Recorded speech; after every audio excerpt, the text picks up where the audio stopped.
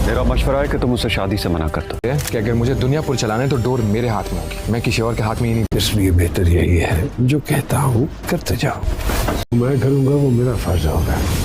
बोल।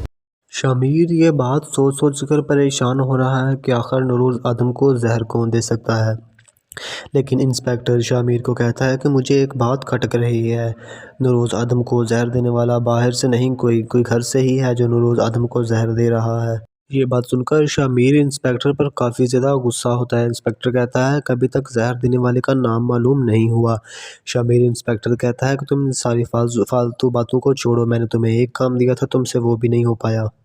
इंस्पेक्टर शामिर से कहता है कि बाहर से किसी में भी इतनी जुर्रत नहीं कि वो नूरुल आदम को जहर दे सके। शामिर कहता है कि घर में कोई भी ऐसा नहीं कर सकता। ये सारी बातें सुनकर शामिर इंस्पेक्टर से कहता है कि अगर ऐसा है तो मैं फिर जल्द अज जल्द जिसने भी जहर दिया है उसको पकड़ कर दिखाऊंगा तुम्हें। इसके बाद शामिर की कज़न शामिर के पास आती है और उससे पूछती है कि क्या कुछ पता चला कि नूरुल आदम को जहर किसने दिया था। शामिर उससे कहता है कि तुम अपने काम से काम रखो, जहर किसने दिया है उसको मैं बहुत जल्द ढूंढ लूँगा। जैसे कि आप जानते हैं कि जहर उसने खुद ही दिया होता है और शामिर से सवाल कर रही होती है कि जहर किसने दिया। ये लड़की शामिर से शादी करने की खातिर सब कुछ कर रही है। ये नहीं चाहती कि अना की और शामिर की शादी हो, जबकि नूरुल आदम तो यही चाहता है कि अना की शामिर के साथ शादी हो जाए और वो इस घर में आ जाएगी। तो इसके पीछे भी नूरुल आदम की एक बड़ी चाल है।